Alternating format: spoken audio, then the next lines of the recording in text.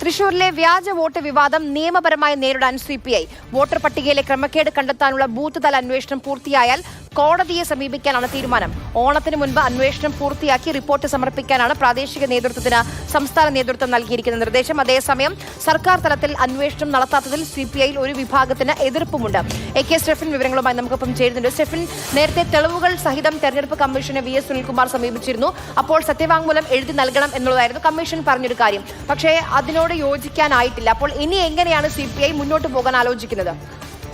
കഴിഞ്ഞ ലോക്സഭാ തെരഞ്ഞെടുപ്പിൽ CPI ഏറ്റവും പ്രതീക്ഷ വെച്ച ഏക മണ്ഡലം എന്ന് പറയുന്നത് തൃശ്ശൂരായിരുന്നു. കാരണം VS സുനിൽകുമാർ എന്ന സ്ഥാനാർത്ഥി, ഒപ്പം തന്നെ അവിടെ കോൺഗ്രസിൽ ഉരുത്തിരിഞ്ഞു വരുന്ന പ്രശ്നങ്ങൾ, ഒപ്പം BJPക്കെതിരായിട്ടുള്ള കേരളത്തിലാകമാനമുള്ള ഒരു പൊതുവികാരം, അവിടെ ജയിച്ചു കയറാൻ കഴിയുമെന്നൊരു പ്രതീക്ഷ ഉണ്ടായിരുന്നു. പക്ഷേ തെരഞ്ഞെടുപ്പ് ഫലം വന്നപ്പോൾ അവിടെ സുരേഷ് ഗോപി താമര ചിഹ്നം വിരിയിച്ചുകൊണ്ട് അവിടെ ജയിച്ചു കയറുന്നതാണ് കണ്ടത്. അതുതന്നെ വലിയ രീതിയിൽ പാർട്ടിയിലും LDFിലും അവിടെ പ്രശ്നമുണ്ടാക്കിയ കാര്യമായിരുന്നു. അന്ന് തന്നെ വോട്ടാരോപണവും അല്ലെങ്കിൽ വ്യാജ വോട്ടും എല്ലാം തന്നെ CPI ആരോപിക്കുന്നതാണ്.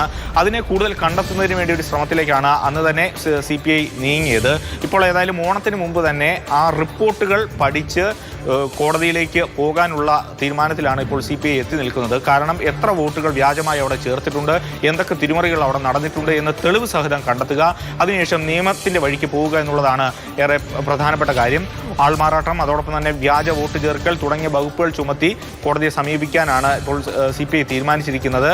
പക്ഷേ ഒരു കാര്യവും കൂടിയുണ്ട്, അവിടെ ഒരു പ്രതിസന്ധി നിൽക്കുന്നുണ്ട്. ഈ BLOമാരുടെ ഒരു പ്രശ്നമുണ്ട്. BLOമാരെ അവിടെ നിയമിക്കുന്നതിൽ സംസ്ഥാന സർക്കാരിനും വലിയൊരു പങ്കുണ്ട്. അതുകൊണ്ട് തന്നെ അത് രാഷ്ട്രീയപരമായ ഒരു തിരിച്ചടി ഉണ്ടാക്കുമോ എന്നുള്ളൊരു ആശങ്കയും CPIയെ സംബന്ധിച്ചിടത്തോളം ഉണ്ട്. അതുകൊണ്ട് തന്നെ ഒരു മുന്നണിയിൽ ആലോചിച്ച ശേഷമായിരിക്കും ഈ കാര്യത്തിലേക്കൊക്കെ നീങ്ങുക.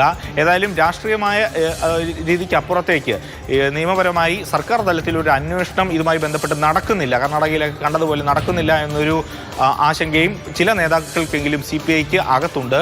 അതുകൊണ്ട് തന്നെ CPIM ഇപ്പോൾ ഒരു മൗനം തുടരുന്നതിലും ചില അതൃപ്തികൾ CPIക്കുണ്ട് എന്നുള്ളതാണ് മനസ്സിലാക്കുന്നത്.